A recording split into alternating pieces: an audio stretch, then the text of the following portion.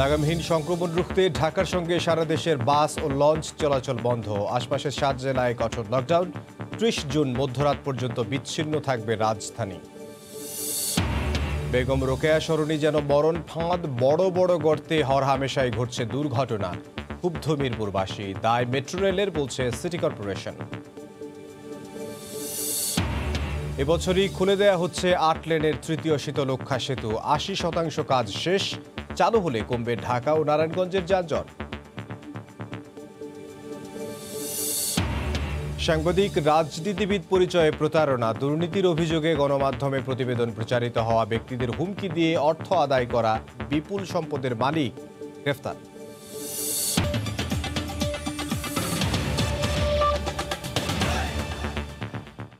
ভোরের সময় সঙ্গে আছি আমি ইমদাদুল হক। শুরুতেই আমরা করোনার খবর জানবো। করোনায় টালমাটাল দেশের বেশিরভাগ সীমান্তবর্তী এলাকা। রাজধানীর দিকেও ধেয়ে এসেছে ভারতীয় এই ভ্যারিয়েন্ট। লাফিয়ে লাফিয়ে বাড়ছে আক্রান্ত ও মৃতের সংখ্যা। লাগামহীন সংক্রমণ রুখতে আজ ভোর 6টা থেকে ঢাকার সঙ্গে সারা দেশের বাস ও লঞ্চ চলাচল বন্ধ রয়েছে। এ বিষয়ে জানাতে গাবতলী বাস স্ট্যান্ডে মিলানা আছেন সহকর্মী সাদিকুর রহমান। সরাসরি যাব তার কাছে। সাদিক,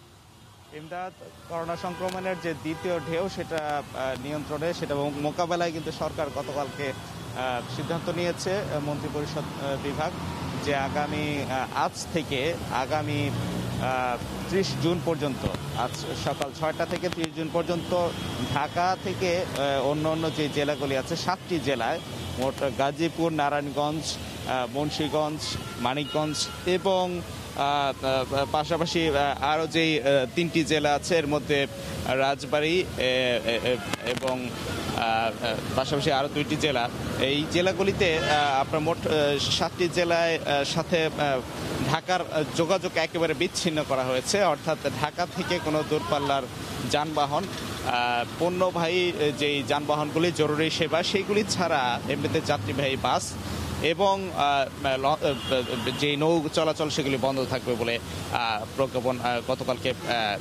মন্ত্রিপরিষদ বিভাগ সিদ্ধান্ত নিয়েছে। এবং সেই হিসেবে আমরা সকালে এখানে গাবতলীতে এসেছি এবং এখানে আপনি দেখতে পাচ্ছেন যে এখানে যে অবস্থাটি, যে মানুষজন হেঁটে চলাচল করছে এবং করছে এই জায়গায় আমরা যেটা দেখতে পাচ্ছি যে দূরপাল্লার যে যানবাহন যে উপরে যে নিষেধাজ্ঞা সেটা এখানে বলবৎ রয়েছে। অর্থাৎ এখানে আমরা দূরপাল্লার কোনো যানবাহন আমরা দেখছি না। আমরা যেটা দেখতে পাচ্ছি যে এই ক্যামেরায় যেটা দেখা যাচ্ছে সেটা হচ্ছে যে এখান ঢাকার অভ্যন্তরীণ ঢাকার যেই বাসগুলি এবং এখানে সারিবদ্ধভাবে আছে আপনার লোকাল বাসের পাশাপাশি এখানে যে ট্রাকের আমরা বিভিন্ন সারি দেখতে পাচ্ছি, যে ঢাকার বাইরে যেসব পণ্যবাহী ট্রাকগুলি আছে সেগুলি আমরা এখানে দেখতে পাচ্ছি। এর পাশাপাশি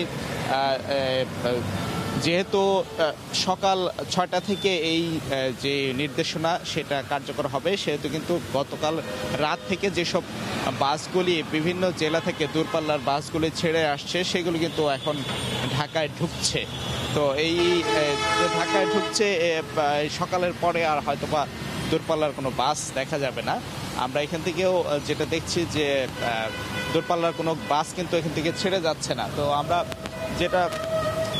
এখানে যেটা প্রজ্ঞাপনে মন্ত্রিপরিষদ বিভাগ যেটা সিদ্ধান্ত নিয়েছে যে ঢাকাকে বিচ্ছিন্ন করার সিদ্ধান্ত। কারণ এই যে 7টি জেলা, এইটা যদি বলা যায় যে গাজীপুরের কথা যদি আমরা আসি, গাজীপুরের উপর দিয়ে যদি কোনো যানবাহন বা কোনো বাস যদি ছেড়ে না যায়, সেক্ষেত্রে উত্তরবঙ্গের কয়েকটি গাড়ি কিন্তু এই গাজীপুরের এদিকে হয়ে কিন্তু আশুলিয়া দিয়ে বের হয়ে যায়।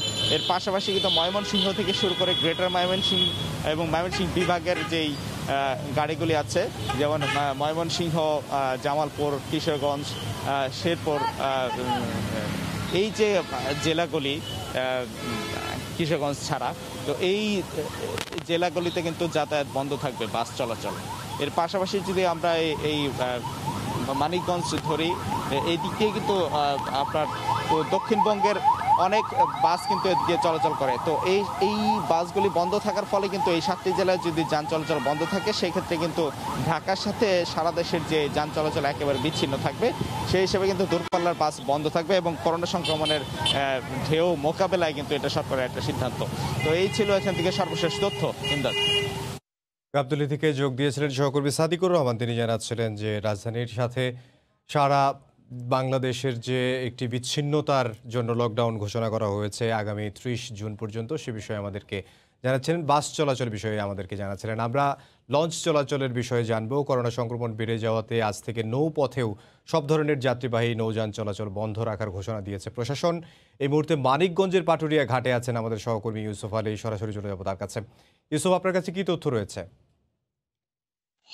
ইমদাদ, তো আসলে এটা পাটুরিয়া দৌলতদিয়া রুটে কিন্তু আসলে এটা এই 6টার পর থেকে কিন্তু এটা আসলে লকডাউন আসলে শুরু হয়েছে। সেই ক্ষেত্রে কঠোর এবং কঠিন লকডাউন কিন্তু সরকার ঘোষণা করেছে। ভারতের যে ডেল্টা ভেরিয়েন্ট মোকাবেলার জন্য কিন্তু এই পদক্ষেপটা নেওয়া হয়েছে। সেই ক্ষেত্রে কিন্তু রাতের দিকে বেশ পরিবহন এসেছে এবং কিন্তু সরকার যে ঘোষণা করেছে যে এটা আসলে পরিবহন সম্পূর্ণ ফেরিতে চলাচল নিষিদ্ধ এবং মানুষও কিন্তু পার হতে পারবে না। সেই ক্ষেত্রে কিন্তু 6টার পরে আমি দেখেছি যে এখানে যে আটকা রয়েছে এটা আসলে এখন তো এই মুহূর্তে 15 থেকে 20টি পরিবহন রয়েছে এবং কি যারা মানুষ রয়েছে তারাও কিন্তু আসলে এখানে পার হচ্ছে।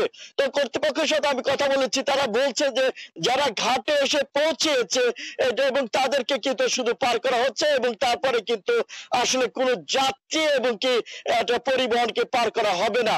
সেই ক্ষেত্রে আমি আসলে যারা যানবাহনের যারা যাত্রী রয়েছে তাদের সাথে কথা বলেছি। তারা বলেছে আসলে তারা বাধ্য হয়ে কিন্তু রাতের দিকে এখানে এসেছে এবং কিন্তু সেই রাতের দিকে আসাতেই কিন্তু তারা এখানে আসলে অপেক্ষা করছিল এবং শেষ মুহূর্তে এখন কিন্তু তারা আসলে পার হচ্ছে এবং সেই ক্ষেত্রে আসলে ঘাট কর্তৃপক্ষ বলছে এইটা যে অপেক্ষমান যারা ঘাট এলাকাতে রয়েছে তারা কিন্তু পার হওয়ার পরে আর কোন মানুষকে অর্থাৎ লকডাউন এবং ডেল্টা ভেরিয়েন্টকে মোকাবেলাটা তারা কিন্তু ঢাকামুখী কোনো মানুষকে পার করবে না এবং কিন্তু ঢাকার যারা বাইরে যাবে তাদেরকে কিন্তু যাওয়া দিতে হবে না। তবে এখানে যেটা স্বাস্থ্যবিধির কথা বলি, এই মুহূর্তে ঘাট এলাকাতে স্বাস্থ্যবিধির কোনো বলাই নেই বা স্বাস্থ্যবিধি তোয়াক্কা করে তারা কিন্তু ঘোরাফেরা করছে। অনেকের মুখে কিন্তু মাস্কই নেই। তবে সেই ক্ষেত্রে দেশেও কিন্তু ভয়াবহ অবস্থা ধারণ করেছে, যদিও ঢাকা বিভাগে একটু সেইটা হারটা কম রয়েছে। গতকাল প্রত্যেক দিনই কিন্তু দফায় দফায় মৃত্যু সংখ্যা বাড়ছে, তবু মানুষ কিন্তু সচেতন হচ্ছে না। তবে এখানে যারা আসলে ঘাট সংশ্লিষ্ট রয়েছে তাদের সাথে আমি কথা বলেছি, তারাও কিন্তু অনেকে এটা আসলে মাস্ক পরছেন না। তারা অনেকে অনেক অজুহাত দিচ্ছেন। এছাড়াও কিন্তু পাটুরিয়া দৌলতদিয়া এবং আরিচা কাজিরহাট রোডে মোট 5 শতাধিক শ্রমিক এবং কর্মকর্তা রয়েছে যারা আজকে বিআইডব্লিউটি এবং টি এর সাথে জড়িত। আসলে তারাও কিন্তু এই ঘাট এলাকাতে স্বাস্থ্যবিধি মানছে না। তবে সেই ক্ষেত্রে ট্রাক শ্রমিকদের কথা যদি বলি, ট্রাক শ্রমিক এবং যারা পরিবহনের সাথে সম্পৃক্ত মালামাল বহন করে তাদেরও কিন্তু সচেতন করা উচিত বলে সংশ্লিষ্টটা আসলে মনে করছে। মানিকগঞ্জের আরিচা ঘাটে একটি ভূতের মাধ্যমে শুধু র্যাপিড অ্যান্টিজেন পদ্ধতিতে ট্রাক চালকদের আসলে পরীক্ষা শুরু হয়েছে। সেটাও কিন্তু আসলে 24 ঘন্টা না থাকাতে কিন্তু আসলে যে কোনো সময় ঢাকামুখী মানুষের চাপে কিন্তু আসলে এই ডেল্টা ভেরিয়েন্ট আসতে পারে এবং সংক্রমণের সম্ভাবনা রয়েছে। এটা পরিবহনের যারা আসলে শ্রমিক আর বিশেষ করে ট্রাক শ্রমিক তাদেরকে কিন্তু এই বিষয়টি আসলে লক্ষ্য করে আসলে যারা এখানকার কর্তৃপক্ষ রয়েছে তাদের করা উচিত। এই মুহূর্তে কিন্তু পাটুরিয়া দৌলতদিয়া এবং আরিচা কাজিরহাট রোডে মোট 20টি ফেরি চলাচল করছে। এই ছিল ইমদাদ আমার কাছে পাটুরিয়া ঘাট থেকে সর্বশেষ খবর। পাটুরিয়া ঘাট থেকে আমাদের সঙ্গে যোগ দিয়েছিলেন সহকর্মী ইউসুফ আলী। তিনি জানাচ্ছিলেন নৌযান যে বন্ধের ঘোষণা দেওয়া হয়েছে সে বিষয়ে সবশেষ খবর। রাজধানীর বাইরে করোনা পরিস্থিতির চরম অবনতি হয়েছে, বেড়েছে শনাক্ত। গত একদিনে ৪,৫০০-এর বেশি করোনা রোগী শনাক্ত হয়েছেন, মারা গেছেন আরও ৭৮ জন। এদের মধ্যে ৫২ জনই রাজশাহী, খুলনা ও ঢাকার। সীমান্ত জেলা কুষ্টিয়ার অবস্থাও ভয়াবহ। শয্যা সংকটে হাসপাতালের মেঝেতেই চলছে চিকিৎসা। রিপোর্টার ও জেলা প্রতিনিধিদের পাঠানো তথ্য ও ছবি নিয়ে রিপোর্ট। করোনার তৃতীয় ঢেউয়ে দেশে হু হু করে বাড়ছে মৃত্যু ও সংক্রমণ। লাগাম টানতে জেলায় জেলায় লকডাউন দিয়েও সামাল দেয়া যাচ্ছে না পরিস্থিতি। প্রতিদিনই দীর্ঘ হচ্ছে লাশের সারি, তীব্র হচ্ছে অক্সিজেন সংকট, শয্যা না পেয়ে ছোটাছুটি করছেন রোগীরা। ভয়াবহ পরিস্থিতি রাজশাহী বিভাগে। সবশেষ ২৪ ঘন্টায় ১৫ জনের মৃত্যু হয়েছে। শনাক্তের হার ২৪%। রাজশাহী মেডিকেলে ৩০৯ শয্যার বিপরীতে চিকিৎসা নিচ্ছেন ৪ শতাধিক। এই জায়গায় যদি থাকিতে ভর্তি নেবে না, যদি রাত্রে থাকা লাগে তাহলে করিডোরে থাকা লাগবে। এই জায়গায় বেডের কোনো ব্যবস্থা নেই। ওরা বলতেছে সিট নাই, এমন শেষকালে বলছে ওপরে নিয়ে যাও, তো নিয়ে যাওয়া মারা গেল। এদের কাছে কিন্তু স্বাস্থ্যবিধিটা ওইভাবে দেখানো হচ্ছে যে তাদের যে আত্মীয় স্বজনরা আসতেছে তারাও স্বাস্থ্যবিধি মানে না। খুলনায় হাসপাতালগুলোতে রোগীর চাপ সামলাতে হিমশিম খাচ্ছেন চিকিৎসকরা। মেঝেতেই চিকিৎসা নিতে হচ্ছে অনেককে। কোভিড পরীক্ষায় স্বাস্থ্যবিধি না মানায় সংক্রমণ বাড়ার শঙ্কায় সাধারণ মানুষ। ২৪ ঘন্টায় খুলনা করোনা ডেডিকেটেড হাসপাতালে করোনা ও উপসর্গ নিয়ে ১০ জন মারা গেছেন। বিভাগে শনাক্ত হার ৪০%। আরও বেশ কিছু জায়গায় যদি টেস্ট করা হইতো তাহলে মনে হয় ভালো হইতো। আমাদের এখানে যেমন প্রশাসনের একটু ল্যাগিংসি আছে। রংপুরে বায়োসেপটিক সমস্যায় কোভিড পরীক্ষা বন্ধ হয়ে যাওয়ায় বিপাকে রোগীরা। বিভাগটিতে ২৪ ঘন্টায় মারা গেছেন ৯ জন। অস্বাভাবিক হারে সংক্রমণ বাড়ছে আরেক সীমান্তবর্তী জেলা কুষ্টিয়াতেও। ২৪ ঘন্টায় জেলাটিতে ৭ জনের মৃত্যু হয়েছে, আক্রান্ত হয়েছেন ৮৩ জন। উচ্চ ঝুঁকিতে আরেক সীমান্তবর্তী জেলা যশোর। একদিনে ৬৪৬ নমুনায় ৩০৫ জনের দেহে করোনা শনাক্ত, মারা গেছেন ৪ জন, শনাক্ত হার ৪৭%। আর ঝিনাইদহে নতুন করে ৪ জনের মৃত্যু হয়েছে। শুরু থেকেই সংক্রমণের হটস্পট সাতক্ষীরাতে সবশেষ করোনা ও উপসর্গে ৪ জন মারা গেছেন। পরিস্থিতি চরমের দিকে চট্টগ্রাম ও তার আশেপাশের জেলাগুলো। লাগাম ছাড়াই বেড়ে চলেছে মৃত্যু ও সংক্রমণের হার। সবশেষ ২৪ ঘন্টায় বিভাগটিতে ১১ জন মারা গেছেন। লাবিব হাসান, সময় সংবাদ। মাদারীপুরে করোনা ভাইরাসের শনাক্তের হার বেড়ে যাওয়ায় আজ থেকে জেলায় শুরু হয়েছে লকডাউন। এই মুহূর্তে শহরের লালুনার মোড়ে আছেন সহকর্মী সঞ্জয় কর্মকার অভিজিৎ। বিস্তারিত জানতে সরাসরি চলে যাব তার কাছে। অভিজিৎ।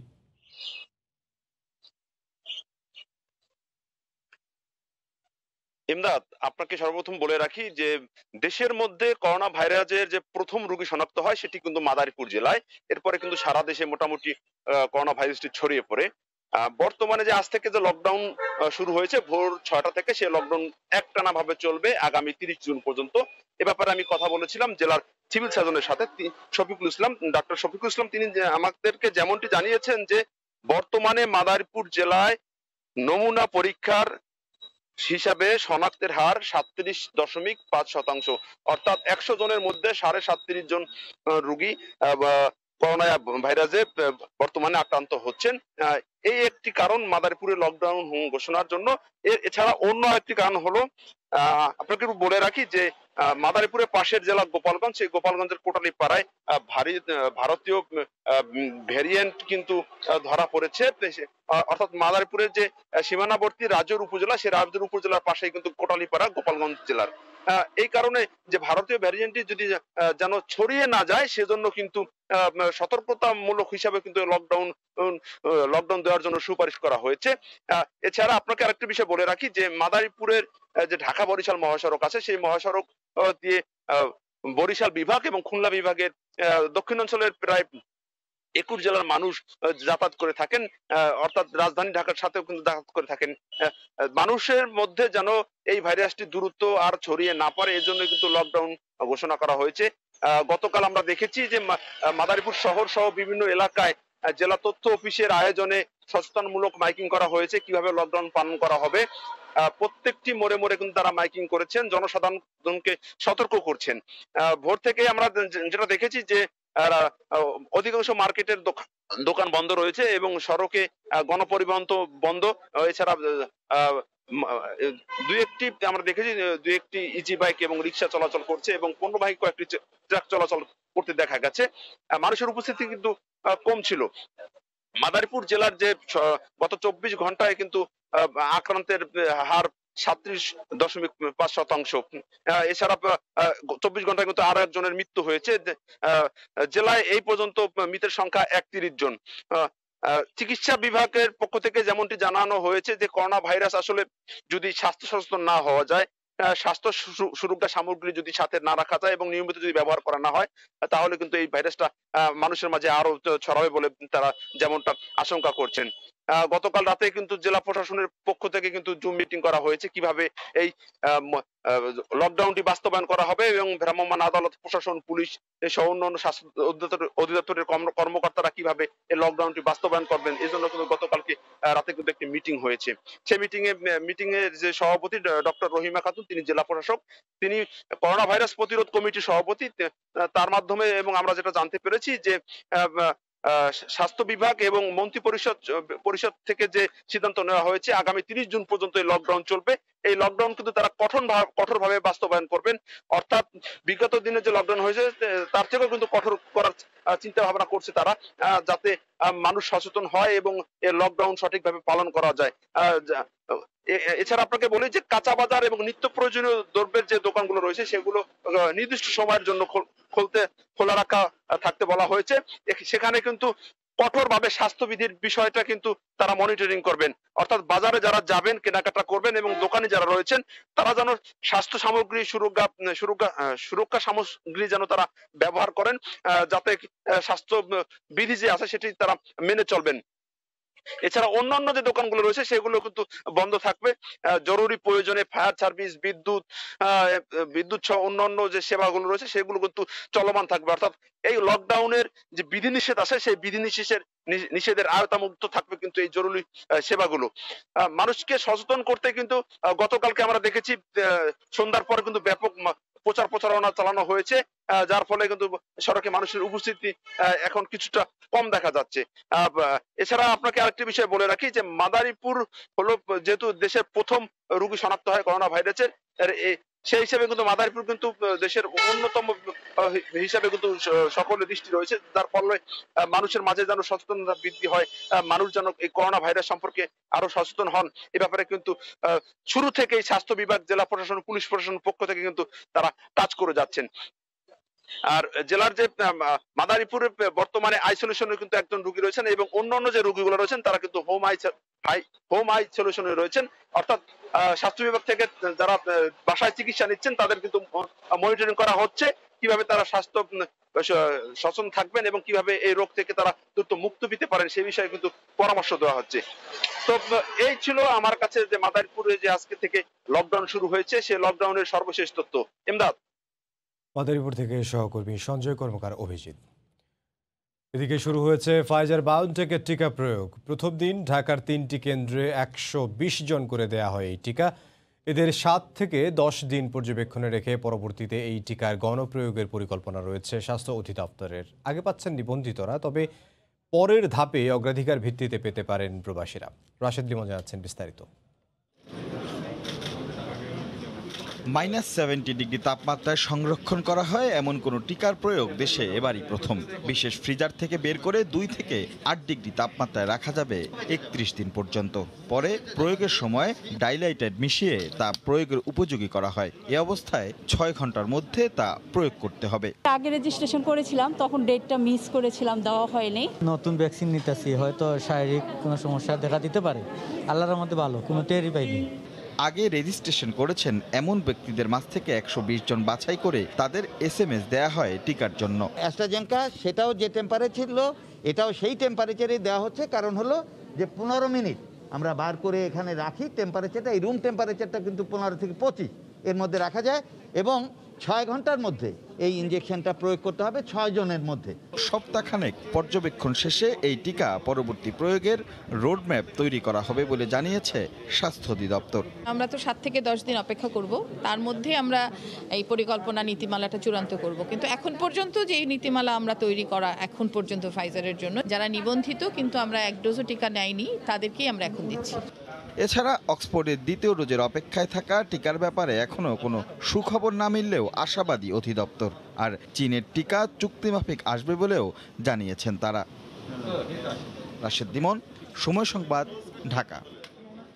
এবারে অন্যান্য প্রসঙ্গ। দীর্ঘ 7 বছর ধরে বন্ধ আছে দেশের সরকারি হাসপাতালে কিডনি প্রতিস্থাপন কার্যক্রম। ফলে ভিটে মাটি বিক্রি করে বছরের পর বছর কিডনি রোগীদের চালিয়ে যেতে হচ্ছে ডায়ালাইসিসের মতো ব্যয়বহুল চিকিৎসা। অথচ বিশেষায়িত বেসরকারি হাসপাতালে সপ্তাহে 4টি কিডনি প্রতিস্থাপন সম্ভব হচ্ছে সহজেই। তবে বাধ্য হয়ে সেই সুযোগ নিতে রোগীদের গুনতে হচ্ছে সরকারি খরচের 3 থেকে 4 গুণ বেশি অর্থ। মুজাহিদ শুভ রিপোর্ট।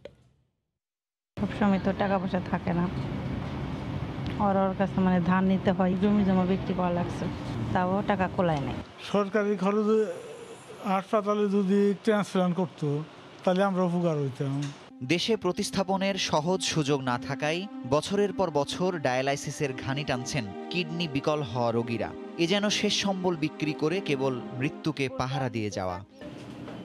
দেশে প্রতি বছর যখন বিকল হচ্ছে 40,000 মানুষের কিডনি, সেখানে একের পর এক সরকারি হাসপাতালে বন্ধ হচ্ছে প্রতিস্থাপনের সুযোগ। শুরুর পর 31টি কিডনি প্রতিস্থাপন করে 2014 সালে বন্ধ হয়ে যায় জাতীয় কিডনি ইনস্টিটিউটে প্রতিস্থাপন কার্যক্রম।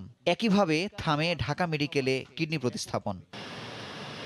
অথচ একজন রোগীর 1 বছরের ডায়ালাইসিস খরচ দিয়ে সহজেই সরকারি হাসপাতালে একটি কিডনি প্রতিস্থাপন সম্ভব। ট্রান্সপ্লান্ট করে দিলে তার অনেক খরচ কমে যায়, পরবর্তীতে জীবনটা নতুন জীবন পায়, তার কর্মময় জীবনে ফিরে যেতে পারে, টোটালি ফিরে যেতে পারে, তার কোনো সমস্যা হয় না। তার কাজে তার যে খরচটা পরবর্তী ট্রান্সপ্লান্টের পরে যে ওষুধ খেতে হয়, ওষুধে কিছু খরচ আছে, সেই খরচটা সে আর্ন করতে পারে। সরকারি হাসপাতালে কিডনি প্রতিস্থাপনে প্রশিক্ষণ সহ সব ধরনের সহায়তা দিতে চাই বঙ্গবন্ধু শেখ মুজিব মেডিকেল বিশ্ববিদ্যালয়। যে কোনো সরকারি হাসপাতাল কি বেসরকারি হাসপাতাল আমাদের কাছে যে কোনো রকম সহযোগিতা ট্রান্সপ্লান্ট রিলেটেড আমরা তাদের অবশ্যই দিব, এবং কিন্তু চাইতে হবে আমাদের কাছে। প্রত্যেকটি প্রতিষ্ঠানে যেখানে কিডনি নেফ্রোলজি বিভাগ আছে, যেখানে ইউরোলজি বিভাগ আছে, সেখানে এই কিডনি সংযোজন, অথবা যেখানে ভাস্কুলার সার্জারি বিভাগ আছে সেখানে এই কিডনি সংযোজন চালু করা সম্ভব। ঢাকা মেডিকেল ও জাতীয় কিডনি ইনস্টিটিউটে শিগগিরই কিডনি প্রতিস্থাপন চালু করতে জোর প্রস্তুতির কথা জানিয়েছেন পরিচালকরা। ইনিশিয়ালি আমরা চাচ্ছি যে 15 দিন পর পর একটা করে করব। এরপরে আমরা যখন অ্যাডাপ্টেড হয়ে যাব, আমার সব কিছু হয়ে যাবে, তখন আমি প্রতি সপ্তাহে শুরু করব। 5% কিডনি প্রতিস্থাপন করতে সক্ষম বাংলাদেশের হাসপাতালগুলো, যার কারণে অনেকটা বাধ্য হয়ে ভুক্তভোগীদের একটি উল্লেখযোগ্য সংখ্যক অংশ দেশের বাইরে কিডনি প্রতিস্থাপন করাচ্ছেন। এতে চরম ভোগান্তির পাশাপাশি বিপুল পরিমাণ অর্থ চলে যাচ্ছে বিদেশে। মুজাহিদ শুভ, সময় সংবাদ, ঢাকা। সড়কে বড় বড় গর্ত, জমে থাকা পানি আর সরু রাস্তায় ক্ষুব্ধ মিরপুরবাসী। চলাচলের অনুপযোগী বেগম রোকেয়া সরণি এখন যেন মরণ ফাঁদ। চরম দুর্ভোগ সহ্য করে দিনের পর দিন বসবাস করছেন কয়েক লাখ বাসিন্দা। মেট্রো রেল প্রকল্পের কারণে আগারগাঁও থেকে মিরপুর 12 নম্বর পর্যন্ত বেহাল সড়কের কোনো সংস্কার না হওয়ায় সরকারের হস্তক্ষেপ কামনা করেছেন ভুক্তভোগীরা। চুক্তি অনুযায়ী এ রাস্তার দেখভালের দায়িত্ব মেট্রো রেল কর্তৃপক্ষের, কিন্তু এ ব্যাপারে নির্বিকার তারা। অন্যদিকে দায় এড়ানোর সুযোগ নেই জানিয়ে সিটি কর্পোরেশন বলছে রাস্তা সংস্কারে উদ্যোগ নিতে হবে মেট্রো কর্তৃপক্ষকে। ওমর ফারুকের ছবিতে বিস্তারিত জানাচ্ছেন আহমেদ সালেহীন। সাপের মতো একিয়ে বেঁকিয়ে গর্ত এড়ানোর চেষ্টায় চলতে হয় এই সড়কে, অনেকটা যেন ড্রাইভিংয়ের কঠিন পরীক্ষা। সড়কটি বলে এই পথে কেউ চলাচল করেন না, কিন্তু এক সময় সবচেয়ে ব্যস্ততম সড়ক ছিল মিরপুরের এই বেগম রোকেয়া সরণি। মিরপুরের প্রবেশের প্রধান সড়ক হলেও কয়েক লাখ বাসিন্দা ভয়ে সন্ত্রস্ত। দেখা যাচ্ছে আমি দুর্ভোগে কিনছি, আমি ট্যাক্স ভ্যাট দিয়ে, কারণ এটা কেনার কথা ছিল না আমার। মেট্রো রেল কাজ করে না, এটা সিটি কর্পোরেশনের রাস্তা, কিছুই আমরা জানি না। কমপ্লেন যে করব, কোথায় করব এবং কে এটা সমাধান করবে। প্রতিনিয়ত ছোট বড় দুর্ঘটনা হরহামেশাই ঘটছে এই সড়কে। রাস্তার বেহাল দশায় সংশ্লিষ্টদের প্রতি ক্ষুব্ধ সড়কে চলাচলকারী সবাই। মিরপুর আসাই মানে আমাদের জন্য ভোগান্তি। 8-9 মাস হয়ে গেছে, এখনো পাইপলাইন সরাচ্ছে না। সাসপেনশন, সকেট জাম্পার, মানে কিছুই থাকে না। যারা প্রতিনিধি তারা এগুলা এই কাজ করে না। স্থানীয় জনপ্রতিনিধিদের দাবি, মেট্রো রেলের ঠিকাদারের উদাসীনতায় দুর্ভোগ পিছু ছাড়ছে না। কমপ্লায়েন্সের নিয়ম অনুযায়ী মেট্রো রেল কর্তৃপক্ষ এই রাস্তার টোটালটা তারা মেনটেইন করবে, কিন্তু তারা এই টাকাগুলো কোথায় কি করে আমরা কোনো কিছু জানতে পারি না। আর চুক্তি অনুযায়ী রাস্তা সংস্কারের কথা মেট্রো রেলের থাকলেও একে অপরকে দায় চাপাচ্ছেন সিটি কর্পোরেশন ও মেট্রো কর্তৃপক্ষ। আমাদের কাছে যে চুক্তি আছে, আপনারা যদি চান চুক্তির কপি সংশ্লিষ্টদের কাছে আমরা পৌঁছে দেব। যে ঠিক আছে, তাইলে রেসপন্সিবিলিটিটা কার এটা বোঝা যাবে। ব্লেম গেমের কোনো সুযোগ নাই, আসলে যার কাজ তাকে করতে হবে। আমাদের যেটুকুন দায়িত্ব আমরা 16 আনা সেখানে করার চেষ্টা করছি। মেট্রো রেল কর্তৃপক্ষকে আমি বিনয়ের সাথে অনুরোধ করব, ঠিকাদারের সাথে যেটুকুন চুক্তি আছে সম্পূর্ণ কাজ যেন ওনারা বুঝে নেন। সড়ক সংস্কার ও জলাবদ্ধতা নিরসনে চলতি সপ্তাহেই মেট্রো রেল এবং ওয়াসা সহ সেবা সংস্থাগুলোর সঙ্গে বৈঠকে বসার কথা রয়েছে উত্তর সিটি মেয়রের। আহমেদ সালেহীন, সময় সংবাদ, ঢাকা। তৃতীয় শীতলক্ষ্যা সেতু খুলে দেয়া হচ্ছে চলতি বছরে। এই সেতুটির নির্মাণের সার্বিক অগ্রগতি 80%। প্রকল্প সংশ্লিষ্টরা বলছেন 8 লেনের এই সেতুটি চালু হলে সড়ক যোগাযোগে যুগান্তকারী সাফল্য বয়ে আনবে। ঢাকা ও নারায়ণগঞ্জের যানজট হ্রাসসহ 2 প্রধান মহাসড়কের যোগাযোগ সহজ করবে। আবু সাইদের ক্যামেরায় বিস্তারিত, নাসির উদ্দিন উজ্জ্বলের রিপোর্টে। শীতলক্ষ্যা 3 সেতু চালু হলে ঢাকা চট্টগ্রাম মহাসড়কের সাথে ঢাকা মাওয়া মহাসড়কের দূরত্ব কমবে অন্তত 9 থেকে 13 কিলোমিটার। নারায়ণগঞ্জের মদনপুর থেকে ঢাকা চট্টগ্রাম মহাসড়কে এই সেতু মুন্সিগঞ্জের মুক্তারপুর থেকে শ্রীনগরের সনবাড়ি পয়েন্টে ঢাকা মাওয়া মহাসড়কে যুক্ত করবে। মদনপুর থেকে যাত্রাবাড়ি হয়ে মাওয়ার পদ্মা সেতুর দূরত্ব 52 কিলোমিটার। আর নির্মাণাধীন সেতু দিয়ে দূরত্ব হবে 43 কিলোমিটার। একই সাথে সিলেট সড়কও সুফল পাবে এই সেতু বাইপাস সড়কটির। তাই কাঁচপুর সাইনবোর্ড সহ রাজধানীর যানজট কমবে। বড় একটা ব্রিজ হইতেছে, আমাদের খুব আনন্দ লাগতেছে আমাদের এলাকার গর্ব এই ব্রিজটা নিয়ে কাজ করছে, এটার জন্য আমি গর্বিত। ঠিক আছে, এত বড় একটা কাজ আমি একটা ছেলে মানে শেষ পর্যায়ে ব্রিজটা একেবারে এই ডিসেম্বরে শেষ হয়ে যাবে। চিটাগাং থেকে খুলনা এবং বরিশালের কানেকশনের জন্য এটা ঢাকা এবং নারায়ণগঞ্জের বাইপাস হবে। মূল সেতুটি সরাসরি কংক্রিটের ঢালাইয়ে তৈরি হচ্ছে। সবচেয়ে গুরুত্বপূর্ণ কাজটি সম্পন্ন প্রায়। আর দুই পারে 264 স্প্যানের মধ্যে ইতোমধ্যে বসে গেছে 145টি। 13 কিলোমিটার দূরত্ব কমে যাবে চিটাগাংয়ের সাথে। দক্ষিণবঙ্গ থেকে যদি কোনো যানবাহন চিটাগাংয়ে যেতে চায় বা সিলেটে যেতে চায়, তার 13 কিলোমিটার পথ যাত্রাবাড়ির মতো যানজটযুক্ত এলাকায় কম ট্রাভেল করতে হবে। পদ্মা সেতু ঘিরে নির্মাণ করা সেতুটি দেশের উত্তর পূর্ব ও দক্ষিণ পশ্চিমাঞ্চলের সড়ক যোগাযোগে ঢাকা ও নারায়ণগঞ্জের বাইপাস হিসেবে গুরুত্বপূর্ণ ভূমিকা রাখবে। 600 কোটি টাকা ব্যয়ে নির্মাণাধীন সেতুটিতে নদীর 4টি সহ মোট 38 পিয়ার রয়েছে। 400 মিটার মূল সেতুর দুই পাশে 834.50 মিটার সংযোগ সেতু রয়েছে। সংশ্লিষ্টরা বলছেন আগামী ডিসেম্বরে সেতুটি যান চলাচলের জন্য খুলে দেওয়া হবে। নারায়ণগঞ্জের মদনগঞ্জ থেকে নাসির উদ্দিন উজ্জ্বল, সময় সংবাদ। ঢাকা বিশ্ববিদ্যালয় সহ দেশের বিশ্ববিদ্যালয়ের আবাসিক অনাবাসিক শিক্ষার্থীদের করোনা ভ্যাকসিন দিয়ে শিক্ষা কার্যক্রম সচল করার দাবি জানিয়েছে ঢাকা বিশ্ববিদ্যালয় ছাত্রলীগ। এদিকে কী কারণে সরকার শিক্ষার্থীদের ভ্যাকসিন দিচ্ছে না সে বিষয়ে অবহিত নয় জানিয়ে বিশ্ববিদ্যালয়ের উপাচার্য ও উপাচার্য বলেছেন, টিকার আওতায় আনার আগে বিশ্ববিদ্যালয় খুলে দেয়া সম্ভব নয়। বিশ্বজুড়ে করোনা সংক্রমণ ছড়িয়ে পড়ায় গত বছরের 17 মার্চ থেকে বন্ধ ঘোষণা করা হয় দেশের সব শিক্ষা প্রতিষ্ঠান। প্রাথমিক থেকে উচ্চশিক্ষা পর্যন্ত চলমান এই ছুটি ধাপে ধাপে বাড়তে থাকে মাসের পর মাস। এ অবস্থায় গত 17ই মে বিশ্ববিদ্যালয়ের আবাসিক হলসমূহ এবং 24শে মে দেশের সব সরকারি বিশ্ববিদ্যালয়ে পাঠদান শুরুর ঘোষণা দিয়েছিলেন শিক্ষামন্ত্রী। কিন্তু পরিবর্তিত করোনা পরিস্থিতির কারণে তার সম্ভব হয়নি। পাঠদান পবিত্র ঈদ উল ফিতরের পর 24শে মে থেকে শুরু হবে।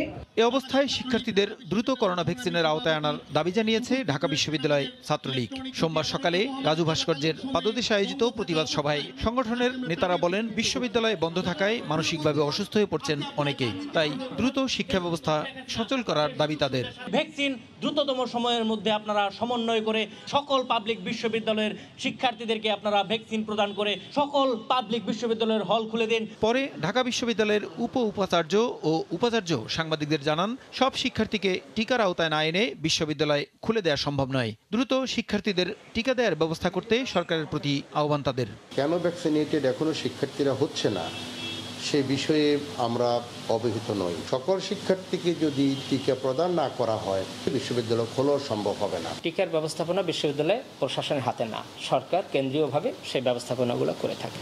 আমরা অনুরোধ করি, প্রত্যাশা করি শিক্ষকদেরও দ্রুত টিকার আওতায় আনার পরামর্শ তাদের। প্রসূন আশিস, সময় সংবাদ, ঢাকা। গত বছর করোনাকালীন ঢাকা মেডিকেল কলেজ হাসপাতালের চিকিৎসক সহ স্বাস্থ্যকর্মীদের থাকা ও খাওয়ার ব্যবস্থা করা তারকা মানের 30টি হোটেল গত বছরের 3 মাসের 40 কোটি টাকা বকেয়া আজও পায়নি। সোমবার সকালে পাওনা পরিশোধের দাবিতে ঢাকা মেডিকেল কলেজ হাসপাতালের সামনে মানববন্ধন করেছে বাংলাদেশ ইন্টারন্যাশনাল হোটেল অ্যাসোসিয়েশন বিহা। এ অবস্থায় চলতি মাসেই বকেয়া পরিশোধের আশ্বাস দিয়েছে হাসপাতাল কর্তৃপক্ষ। চুক্তি অনুযায়ী 10 দিনের বিলের কাগজ জমা দেওয়ার 7 কার্যদিবসে টাকা পরিশোধের কথা। গত বছরের শুরুতে করোনা সংক্রমণে দিশেহারা দেশের স্বাস্থ্যসেবাকে সচল রাখতে নেওয়া হয় বিভিন্ন পদক্ষেপ। এর অংশ হিসেবে করোনা চিকিৎসায় যুক্ত ঢাকা মেডিকেল কলেজ হাসপাতালের চিকিৎসক, নার্স সহ স্বাস্থ্যকর্মীদের রাখা হয় রাজধানীর 30টি হোটেলে। গত বছরের মে থেকে সেপ্টেম্বর পর্যন্ত তারা হোটেলে অবস্থান করলেও শেষ 3 মাসের হোটেল বিল বাবদ প্রায় 40 কোটি টাকা এখনও পরিশোধ করেনি ঢাকা মেডিকেল কর্তৃপক্ষ। বকেয়া আদায়ের দাবিতে আয়োজিত মানববন্ধনে চলতি মাসেই পাওনা পরিশোধের দাবি জানায় হোটেল মালিকদের সংগঠন বিহা। মন্ত্রণালয় থেকে আমাদেরকে জানাচ্ছে আমরা বিল অ্যাপ্রুভাল দিয়েছি, ঢাকা মেডিকেল কলেজ আপনাদেরকে বিল দিয়ে দিবে, বাট আমরা প্রতিনিয়ত ঘুরে যাচ্ছি কিন্তু কোনো সদুত্তর আমরা পাচ্ছি না, কোনো বিল আমরা পাচ্ছি না। 30শে জুন 2021-এর মধ্যে আমাদের সমস্ত পাওনা আমরা চাই। পাশাপাশি হোটেল ব্যবসার মন্দা কাটাতে গ্যাস বিদ্যুতের বিল পরিশোধে বিশেষ সুবিধা সহ কয়েকটি দাবি জানায় সরকারের কাছে।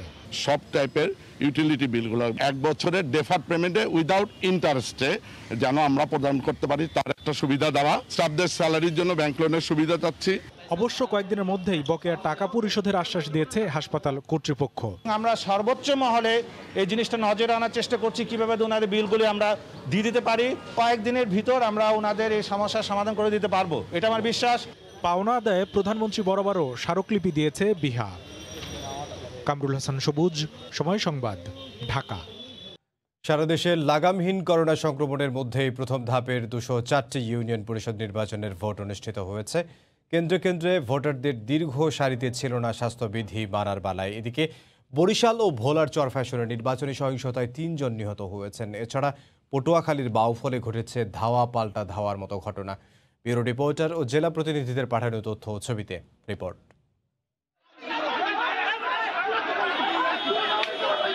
সোমবার সকাল থেকে পটুয়াখালীর বাউফলের ধুলিয়া ইউপি নির্বাচনে শান্তিপূর্ণভাবে ভোট গ্রহণ শুরু হলেও 10টার দিকে 2 ইউপি সদস্য প্রার্থী জামাল হোসেন ও নেসার উদ্দিনের সমর্থকদের মধ্যে আগে ভোট দেয়া নিয়ে কথা কাটাকাটি ও সংঘর্ষ হয়। এতে উভয় পক্ষের অন্তত 6 জন আহত হন।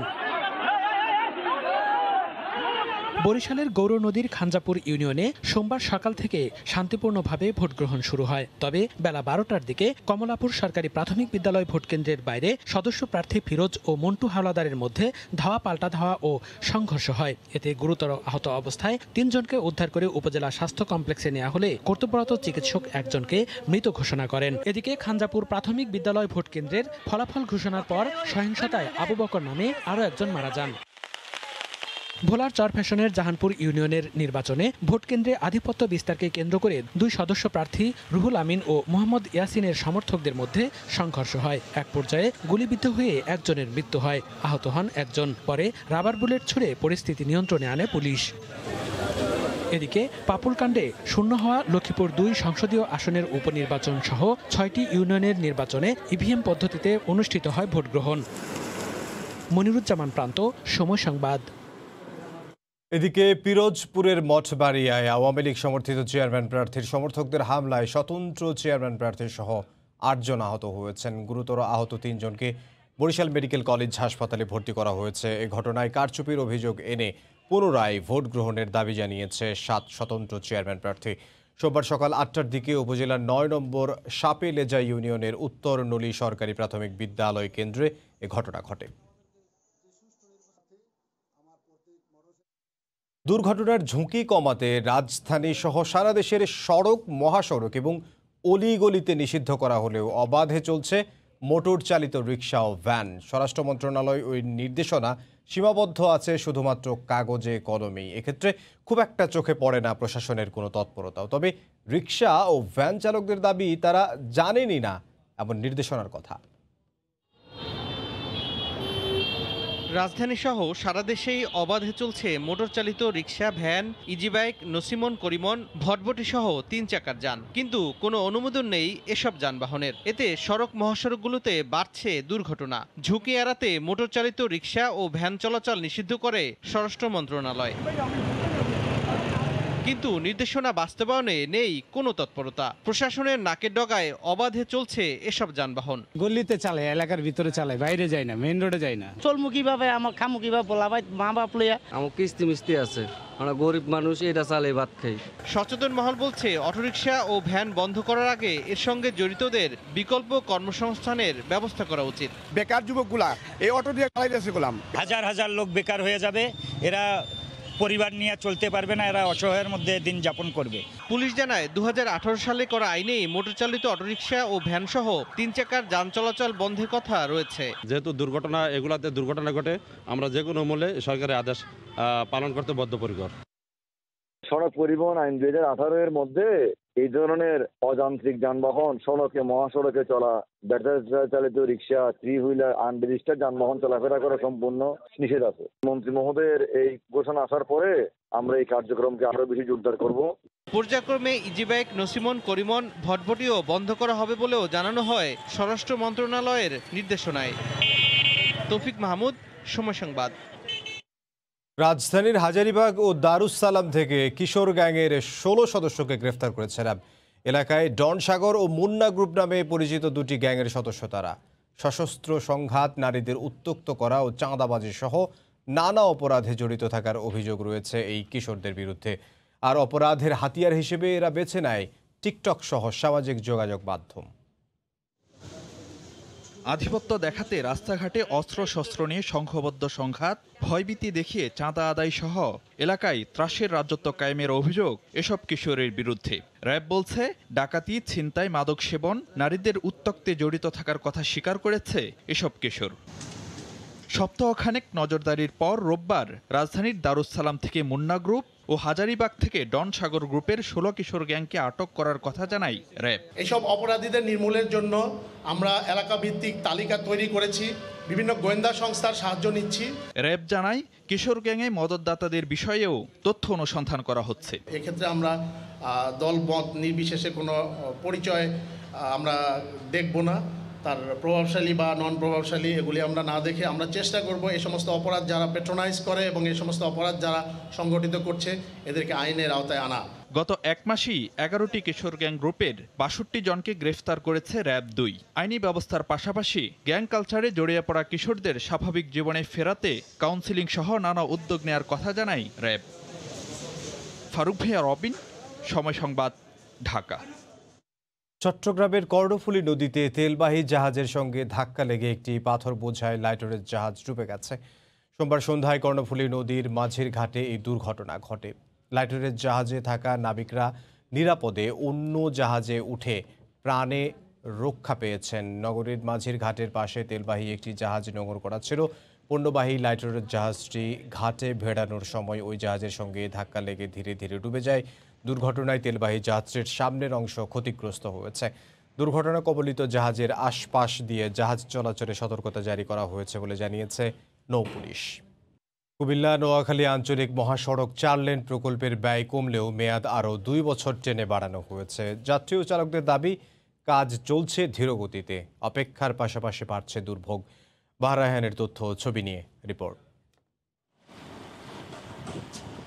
2170 কোটি 78 লাখ টাকা ব্যয়ে কুমিল্লার টমসম ব্রিজ থেকে নোয়াখালীর কোম্পানিগঞ্জ পর্যন্ত 59 কিলোমিটার দীর্ঘ আঞ্চলিক মহাসড়কটিতে 4 লেনে উন্নীত করার কাজ 2017 সালে শুরু হয়ে 2020 সালের জুনে শেষ হওয়ার কথা, কিন্তু এখনও পুরো কাজ শেষ করতে পারেনি ঠিকাদারি প্রতিষ্ঠান। তাই প্রকল্পটির মেয়াদ বাড়িয়ে 2022 সালের জুন পর্যন্ত টেনে নেওয়া হয়েছে। ফলে এই রুটের যাত্রী, চালক ও স্থানীয় বাসিন্দাদের দুর্ভোগ আর শেষ হয় না। যেভাবে মানুষ তো চলাফেরা করতে অনেক সমস্যা হয়ে যেতেছে, কবে শেষ হবো ভাই এই কাজগুলো?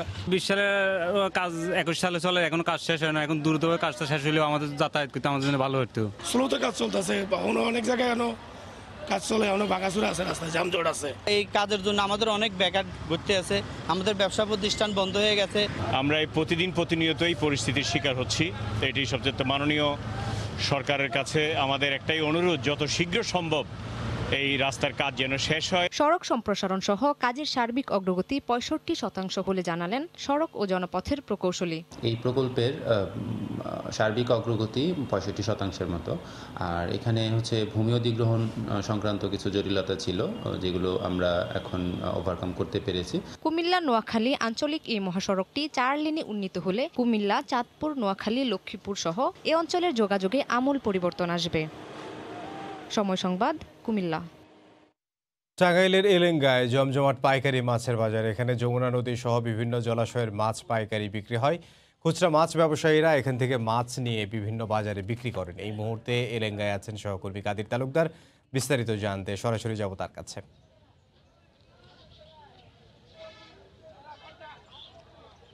এমদাদ কাকডাকা ভোর থেকেই শুরু হয়েছে টাঙ্গাইলের এলেঙ্গা যে পাইকারি মাছ বাজার রয়েছে, সেই মাছ বাজারের মাছ কেনা বেচা। বিভিন্ন জায়গা থেকে এই বাজারে ক্রেতা বিক্রেতারা এসেছেন।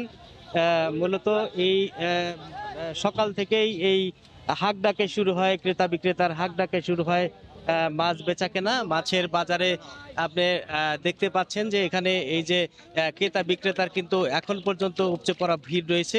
মূলত ভোর 5টা থেকেই এই এলাঙ্গা মাছ বাজারটি শুরু হয় এবং 5টা থেকে 6টা, 6:30টার মধ্যে কিন্তু অধিকাংশ মাছ বিক্রি হয়ে যায়।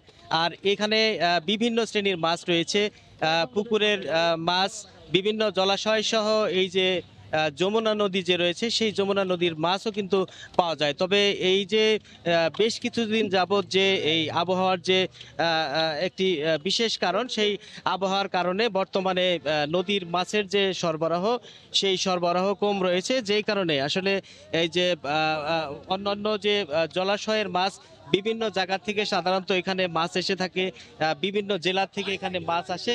এই আবহাওয়াজনিত কারণে কিন্তু এখানে মাছের সরবরাহ অনেকটা কম দেখতে পাচ্ছি। সেই মাছের সরবরাহ কম থাকার কারণে গত সপ্তাহের চাইতে কিন্তু এই সপ্তাহে মাছের বাজার অনেকটাই বাড়তি বলে আমাদেরকে জানিয়েছেন যারা ক্রেতা রয়েছে, তারা আমাদেরকে এই বিষয়টি জানিয়েছেন। তা আমাদেরকে আমরা যদি একটু দেখাতে চাই যে এখানে দেখেন, এখানে শুধুমাত্র কিন্তু এই যে পুকুরের যে মাছ, পাঙ্গাস মাছ আমরা দেখতে পাচ্ছি, তারপরে আমরা দেখতে পেয়েছি জিওল মাছ, শিং মাছ, তারপরে মাগুর মাছ সহ বিভিন্ন মাছ আমরা দেখেছি। ম্যাক্সিমামই কিন্তু পুকুরের মাছ আমরা দেখেছি। আমরা নদীর মাছের কথা আমরা জিজ্ঞেস করেছিলাম, আমাদের যে বিষয়টি আমাদেরকে জানিয়েছে যে আসলে আবহাওয়াজনিত কারণে জেলেরা নদীতে মাছ মারতে যায়নি। সারা রাত ভরে বৃষ্টি থাকার কারণে তারা বেশিরভাগ জেলে ঘর থেকে বেরোতে পারেনি। একদিকে লকডাউন চলছে টাঙ্গাইলের এলাঙ্গা পৌরসভায় লকডাউন চলছে, অন্যদিকে বৃষ্টি, যে কারণে বৃষ্টি এবং লকডাউনের কারণে মাছের সরবরাহ অনেকটা কম দেখা গেছে। সেই মাছের সরবরাহ কমের কারণে কিন্তু দাম গত সপ্তাহের চেয়ে কিছুটা বাড়তি বলে আমাদেরকে জানিয়েছেন। যে এখানে কিন্তু এই এলাঙ্গা মাছ বাজারে কিন্তু বাংলাদেশের বিভিন্ন জেলা থেকে পাইকারি দরে মাছ নিয়ে আসেন এবং পাইকারি দরে কিন্তু এখানে বিক্রি করে। বিভিন্ন জলাশয় এবং পুকুরের মাছ এখানে নিয়ে আসার পর এখানে পাইকারি দরে বিক্রি হয় এই মাছগুলো। এই মাছগুলো মূলত এখান থেকেই যে খুচরা ক্রেতা রয়েছে, স্থানীয় যে ব্যবসায়ী রয়েছে, তারা এখান থেকে মাছগুলো নিয়ে স্থানীয় বাজারে বিক্রি করে থাকেন। এবং এখান থেকে আমরা যতদূর আড়তদারদের সাথে আমরা কথা বলে জানতে পেরেছি তা হচ্ছে যে এইখান থেকেই পাইকারি দরে মাছ নিয়ে কিন্তু ঢাকা সহ বিভিন্ন বড় বড় বিভাগীয় শহরেও কিন্তু এখান থেকে মাছ নিয়ে যায়। আমরা কিছু মাছ ব্যবসায়ী তাদের সাথে কথা বলেছিলাম, তারা আমাদেরকে জানিয়েছে যে তারা ময়মনসিংহ থেকে তারা এসেছে, কেউ আবার কেউ মুক্তাগাছা থেকে এসেছে, কেউ বা বগুড়া থেকে এসেছে, অর্থাৎ বিভিন্ন জেলা থেকে এইখানে মাছ বিক্রি করতে নিয়ে আসে। আমরা বেশ কিছু ট্রাক দেখেছি, সেই ট্রাকে করে তারা মাছগুলো নিয়ে এসেছে এবং প্রতিদিন এখানে প্রায় অর্ধ কোটি টাকার মাছ কিন্তু এখানে বিক্রি হয়ে থাকে। তবে লকডাউন এবং আবহাওয়াজনিত কারণে প্রতিদিনই বৃষ্টি হচ্ছে, এই বৃষ্টির কারণে আসলে মাছের সরবরাহ কিছুটা কম। আর অন্যদিকে যে এখন প্রায় 7টা বাজে, এই বাজারটি কিন্তু মূলত ভোর থেকেই এই বাজার শুরু হয়, যেই কারণে আসলে এই বাজার কিন্তু এখন প্রায় শেষের দিকে আমাদেরকে জানিয়েছেন। আর আমরা এখানে যে স্থানীয় যে লোকজন রয়েছে তাদের সাথে আমরা কথা বলেছিলাম, যে তারা আমাদেরকে বলেছে যে এই মাছ বাজারটির কারণে তারা অনেক উপকৃত হচ্ছে। তারা কিন্তু এখান থেকে স্থানীয়ভাবে মাছ সংগ্রহ করতে পারছে। কিন্তু অন্যদিকে এই যে আপনাকে যদি দেখাই যে এই যে আমার ডান পাশে এখানে বেশ কিছু স্থাপনা ছিল, এখানে যে আড়ত ছিল সেই আড়তগুলো কিন্তু বেশ কিছুদিন আগে ভেঙে দিয়েছে প্রশাসন। অর্থাৎ এই জায়গাটি মূলত বিবিএ কর্তৃক এই জায়গাগুলো এই মাছ বাজারের জন্য স্থায়ী কোনো জায়গা নয়। তারপরে এখানে মাছ বাজারটি বসেছিল, সেই মাছ বাজারটি বসার কারণে এইখান থেকে তারা স্থানীয় যে প্রশাসন রয়েছে প্রশাসন উচ্ছেদ করে দিয়েছে। তো আমরা কথা বলেছিলাম মাছ বাজারের যে সমিতি রয়েছে সেই সমিতির সাথে কথা বলেছিলাম, তারা আমাদেরকে বলেছে যে এখানে নানা রকম সমস্যা রয়েছে। এখান থেকে দেশের বিভিন্ন জায়গায় মাছ গেলেও এখানে বিভিন্ন মানুষের কর্মসংস্থান হলেও এখানে কিন্তু এখানে আমাদেরকে থাকতে দিচ্ছে না। আর এখানে বাজারের যে পরিস্থিতি, ড্রেনেজ ব্যবস্থা নাই এবং রাস্তার খুবই দুরবস্থা। তারা আমাদেরকে জানিয়েছেন যে এখানে যদি তাদের জন্য ভালো কোনো ব্যবস্থা করে দেওয়া হতো তাহলে তারা বিশেষভাবে উপকৃত হতে পারতো বলে আমাদেরকে জানিয়েছেন এই মাছ বাজারের কর্তৃপক্ষ। তো এই ছিল আসলে আমার কাছ থেকে টাঙ্গাইলের এলেঙ্গা মাছ বাজার থেকে বিস্তারিত। এমদাদ। টাঙ্গাইল থেকে যোগ দিয়েছিলেন সহকর্মী কাদির তালুকদার। কক্সবাজারে বন্যা, জলাবদ্ধতা ও নদী ভাঙন রোধে বাঁকখালী নদী বন্যা নিয়ন্ত্রণ, নিষ্কাশন, সেচ ও ড্রেজিং প্রকল্পের কাজ অনেকটাই শেষ পর্যায়ে। প্রকল্পটি বাস্তবায়নে ব্যয় হচ্ছে প্রায় ১৯৫ কোটি টাকা। চলতি বছরের জুনে কাজ শেষ হলে দীর্ঘদিনের সমস্যা থেকে মুক্তি মিলবে বলে মনে করেন নদীর দুপাড়ের মানুষেরা। বিস্তারিত জানাচ্ছেন সহকর্মী সুজাউদ্দিন রুবেল। কক্সবাজারের ঐতিহ্যবাহী বাঁকখালী নদী বান্দরবনের পাহাড়ি অঞ্চল থেকে উৎপত্তি হয়ে আঁকাবাঁকা পথে বঙ্গোপসাগরের মহেশখালী চ্যানেলে মিশেছে নদীটি। কিন্তু দীর্ঘদিন পাহাড়ি ঝর্ণা পলি পড়ে নদীর নাব্যতা হ্রাস পায়। এতে প্রতি বছর বর্ষা মৌসুমে বন্যায় কবলিত হয়ে কৃষিজমি ও মানুষের ব্যাপক ক্ষতি হয়। তবে এখন বাঁকখালী নদীর ড্রেজিংয়ের মাধ্যমে খনন করে নাব্য ফিরে আনার পাশাপাশি চলছে বাঁধ নির্মাণ। এতে দীর্ঘদিনের সমস্যা সমাধান হবে বলে আশা নদীর দুপাড়ের মানুষের। প্রায় ১০০ থেকে ১৫০ পরিবার আমরা পানির নিচে থাকতাম বর্ষাকালে। এখন আমাদের এই বেড়িবাঁধ হওয়াতে আমরা খুব আনন্দিত, খুব খুশি। আর তো পানিতে কোনো সমস্যা নেই, এখন সুস্থভাবে থাকতে যে মাছ আশা করি। খনন করতেছে, এটা যদি খনন করলে খুব ভালো হবে আর আমাদের উন্নয়ন হবে। বর্ষা মৌসুমের আগে চলমান কাজগুলো দ্রুত সম্পন্ন করার দাবি স্থানীয় জনপ্রতিনিধির। যে কাজগুলা যে চলমান আছে এই কাজগুলা যদি দ্রুত শেষ না হয় বর্ষা মৌসুমের আগে, ঠিক আগের মতোই সবগুলা চলিয়ে যাবে। পানি উন্নয়ন বোর্ডের কর্মকর্তা জানালেন, করোনার পরিস্থিতির মাঝেও নির্ধারিত সময়ের মধ্যে কাজ সম্পন্ন করার চেষ্টা চলছে। আমাদের যে মেইন উপকরণ সিসি ব্লক, সেটার ঢালাই কাজ চলমান রয়েছে এবং আমরা নির্ধারিত সময়ের মধ্যেই এই কাজগুলো শেষ করতে পারবো। 2017 সালে শুরু হওয়া নদীর 28.5 কিলোমিটার কাজ শেষ হলে কক্সবাজার সদর ও রামু উপজেলার 21টি ইউনিয়নের প্রায় 3 লাখ মানুষ বন্যা থেকে রক্ষা পাবে। সুজাউদ্দিন রুবেল, সময় সংবাদ, কক্সবাজার। ঠাকুরগাঁও জেলার একমাত্র পাইকারি সবজি বাজার সমবায় মার্কেটে জেলার বিভিন্ন প্রান্ত থেকে কৃষকরা তাদের উৎপাদিত সবজি নিয়ে আসেন এই বাজারে। কেনা বেচার খবর জানাতে সেখানে আছেন সহকর্মী জিয়াউর রহমান বকুল। সরাসরি চলে যাচ্ছি তার কাছে। ধন্যবাদ ইমদাদ। আপনি জানেন যে এই ঠাকুরগাঁয়ের যেই পাইকারি বাজার রয়েছে, যে জেলার একমাত্র পাইকারি বাজার সমবায় মার্কেট আমরা যেই হিসাবে পরিচিত পাইকারি বাজার হিসাবে, তো এই বাজারে কিন্তু জেলার 5টি উপজেলার থেকে বিভিন্ন প্রান্তের যে কৃষকরা আছে তারা কিন্তু ভোর থেকেই বিভিন্ন রকম টাটকা সবজি নিয়ে কিন্তু এই বাজারে আসেন।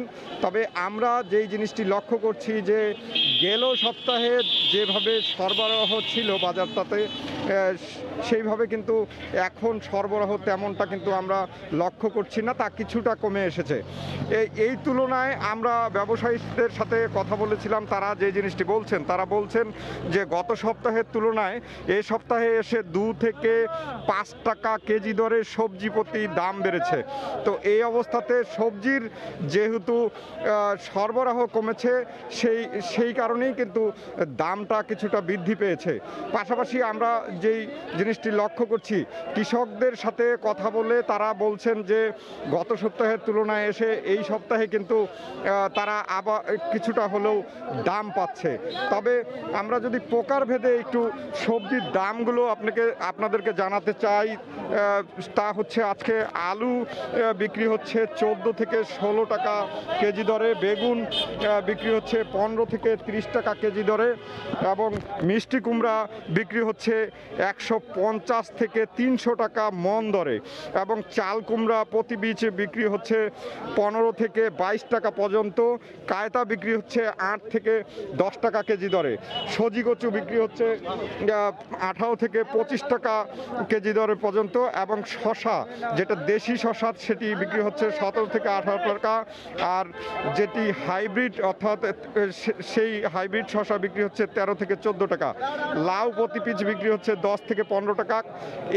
গত সপ্তাহে কাঁচামরিচের দাম কম ছিল, তবে এই সপ্তাহে আসে তা কিন্তু কিছুটা বেড়েছে, 10 থেকে 15 টাকা কেজি দরে এখন কাঁচামরিচ বিক্রি হচ্ছে।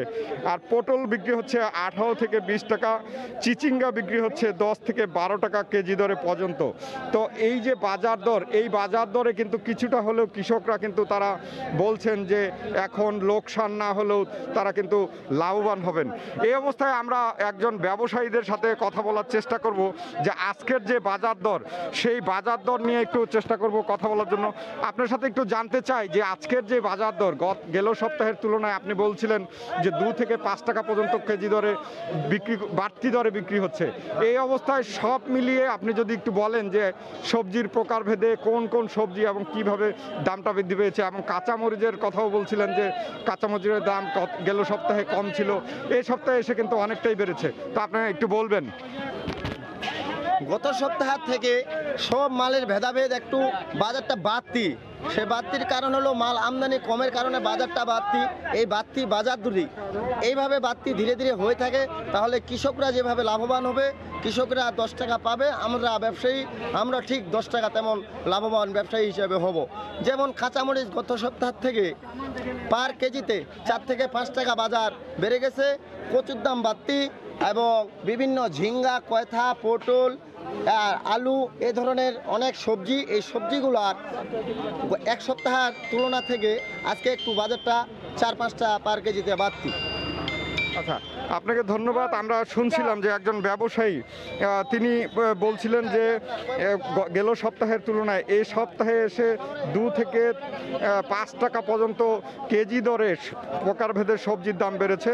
আমরা এই বিষয় নিয়েও কথা বলছিলাম, যেহেতু এখন করোনার কাল সময় পার হচ্ছে, সেই ক্ষেত্রে ব্যবসায়ীদের যে কেনাবেচা তা কমেছে কিনা, কিন্তু তারা বলছেন যে গেল সপ্তাহে কিছুটা কম ছিল ব্যবসায়ীদের ইয়ে থেকে, যেহেতু এখন সবজির যেই সরবরাহ সেটা কিছুটা কমে এসেছে, সে কারণে কিন্তু ব্যবসায় কিন্তু ওই কেনাবেচায় কিন্তু কমতি নেই। ব্যবসায়ীরা তারা প্রচুর পরিমাণের সবজি কিন্তু তারা কিনছেন এবং এই যে ঠাকুরগাঁও জেলার যে স্থানীয় বাজারের যে চাহিদা পূরণ করে তা কিন্তু বিভিন্ন জেলায় প্রেরণ করছেন। এই অবস্থাতে যে আমরা বলতে পারি যে সবজির যে এই পাইকারি বাজারে হাকডাক তা কিন্তু ভোর থেকেই শুরু হয় এবং বিভিন্ন রকম টাটকা যে সবজি, সেই সবজিগুলো কিন্তু প্রতিনিয়তই ব্যবসায়ীরা কেনাবেচা করেন। আর এসব সবজি এখান থেকে চলে যায় দেশের বিভিন্ন জেলাগুলোতেও। তো সবজির যেই পাইকারি বাজার, সেই পাইকারি বাজারে আমরা বরাবরই লক্ষ্য করেছি যে কৃষকরা কিন্তু একটা জিনিস অভিযোগ করতেন যে তারা কোনো সময় দাম পাচ্ছেন, আবার কোনো সময় দাম কিন্তু তেমনটা পায় না। তবে কিছু কিছু সবজিতে কৃষকের কিন্তু খুব ভালো একটা লাভ হচ্ছে, আবার কিছু কিছু সবজিতে তারা কিন্তু দাম তেমন পাচ্ছে না। আমি যদি আপনাদেরকে একটু জানাই যে এবার কিন্তু মিষ্টি কুমড়ায় তেমন দাম পায়নি কৃষকরা, তো পরবর্তীতে এসে কিন্তু কিছুটা হলেও এখন বেশি দামে বিক্রি হচ্ছে। তো আমরা সর্বোপরি বিষয় বলতে পারি যে ঠাকুরগাঁয়ের যে সবজি বাজার, এই সবজি বাজারে কিন্তু প্রতিনিয়তই যে টাটকা সবজিগুলো, সেই সবজিগুলো কিন্তু ভোর থেকেই কেনাবেচা শুরু হয়। তো এই ছিল ঠাকুরগাঁও থেকে আমার কাছে সবজি বাজার নিয়ে সবশেষ। সহকর্মী জিয়াউর রহমান বকুল যোগ দিয়েছিলেন ঠাকুরগাঁও থেকে। ধীরে ধীরে আয়ারল্যান্ডে নানা রকম ব্যবসা বাণিজ্যে জড়িয়ে পড়ছেন সেখানে বসবাসরত প্রবাসী বাংলাদেশিরা। এতে সফলতাও আসছে তাদের। আয়ারল্যান্ডের পাশাপাশি বাংলাদেশি অর্থনীতিতেও অবদান রাখছেন তারা। আয়ারল্যান্ড থেকে সৈয়দ জুয়েলের রিপোর্টে বিস্তারিত। 10 বছর আগেও ইন্ডিয়ান রেস্টুরেন্টে কাজ করা ছাড়া অন্য কোনো ব্যবসার কথা খুব কম বাংলাদেশিরাই ভাবতেন। বেশ কবছরে সে জায়গায় এসেছে ব্যাপক পরিবর্তন। বর্তমানে কফি শপ, স্টেশনারি দোকান ছাড়া বাংলাদেশিরা জড়িয়ে পড়ছেন নানা ব্যবসায়। এসব প্রতিষ্ঠানে বাংলাদেশি ছাড়াও কাজ করছেন স্থানীয় আইরিশরাও। ব্যবসায়িকভাবে সফল হওয়ায় প্রবাসীরা খুশি এ জাতীয় কাজে। বাংলাদেশিরা এখানে নতুন নতুন ব্যবসায় জড়িয়ে পড়ায় বেড়েছে কর্মচাঞ্চল্য। বাংলাদেশি যারা আছে এখানে অনেকেই বিভিন্ন ব্যবসায় আমরা জড়িয়ে গেছি, বিভিন্ন ব্যবসা করতেছি, মোটামুটি ভালোর দিকে আছে। ব্যবসা ভালো থাকায় আইরিশ অর্থনীতির পাশাপাশি বাংলাদেশি অর্থনীতি সচলেও অবদান রাখতে পারায় গর্বিত তারা। আমার এই কফি শপে বাংলাদেশি আইরিশ অনেকেই কাজ করে, আমি নিজে দেখাশোনা করি। একটা সময় ছিল অধিকাংশ বাংলাদেশি শুধু ইন্ডিয়ান রেস্টুরেন্টে ব্যবসা করতো, এখন সেই দ্বারা আর নেই, যেহেতু এই কাজে ব্যবসা সফলতা আছে। করোনার ব্যবসায়িক মন্দা কাটিয়ে প্রতিষ্ঠানগুলো এখন একটু একটু করে ফিরছে তার স্বাভাবিক ছন্দে। সৈয়দ জুয়েল, সময় সংবাদ, আয়ারল্যান্ড। ভোরের সময় আরও থাকছে। টোকিও অলিম্পিকে বাড়ল বাংলাদেশের প্রতিনিধিত্ব। রোমান সারার পর আর্চারিতে ওয়ার্ল্ড কার্ড পেলেন আর্চার দিয়া সিদ্দিকী।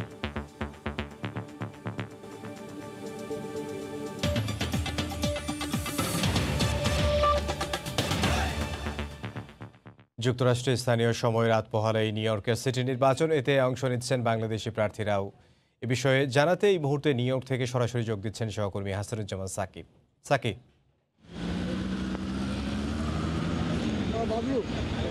ধন্যবাদ এমদাদ।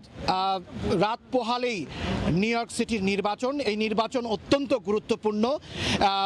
এই নির্বাচনে বাংলাদেশি অধ্যুষিত যে নিউ ইয়র্ক অঙ্গরাজ্য, সেই অঙ্গরাজ্যের বাংলাদেশি অধ্যুষিত নিউ ইয়র্ক সিটিতে বিভিন্ন পদে নির্বাচন অনুষ্ঠিত হতে যাচ্ছে। এই নির্বাচন আসলে মূল নির্বাচন নয়, এই নির্বাচন আসলে ডেমোক্রেট দলের প্রাইমারি নির্বাচন, কিন্তু এটিকেই মূল নির্বাচন ভাবা হচ্ছে এই কারণে যে বাংলাদেশি অধ্যুষিত যে নিউ ইয়র্ক অঙ্গরাজ্য, সেই অঙ্গরাজ্যে বেশিরভাগ যারা ভোটার তারা কিন্তু ডেমোক্র্যাট পার্টি সমর্থিত ভোটার, অর্থাৎ রিপাবলিকান পার্টি এবং ডেমোক্রেটিক পার্টির যে প্রাইমারি নির্বাচন হয়, এই নির্বাচনের মাধ্যমে এই দুই দলের যারা প্রার্থী মূল প্রতিদ্বন্দ্বিতার জন্য নির্বাচিত হন, তাদের মধ্যে যেহেতু নিউ ইয়র্ক অঙ্গরাজ্য বাংলাদেশি অধ্যুষিত এবং নিউ ইয়র্ক অঙ্গরাজ্য ডেমোক্রেটিক অধ্যুষিত, তাই এই যে ডেমোক্রেটিক প্রাইমারি নির্বাচন আগামীকাল রাত পোহালেই সকাল থেকে শুরু হচ্ছে। এখানে যারা বিজয়ী হবেন, নভেম্বরে যে মূল নির্বাচন, সেই নির্বাচনে তারা জয়ী হবেন, এটি প্রায় শতভাগ বলা যায়। এই জন্যই এই প্রাইমারি নির্বাচনটিকে এই মূল নির্বাচন ভাবা হচ্ছে।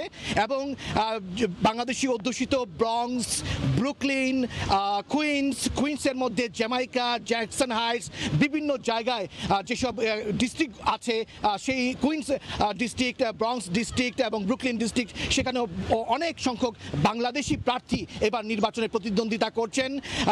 11 জন কাউন্সিলম্যান পদে প্রার্থিতা হয়েছেন এবং একজন ডিস্ট্রিক্ট জাজ পদে প্রার্থী হয়েছেন। মোট 12 জন বাংলাদেশি প্রার্থী 2টি পদে নির্বাচন করছেন।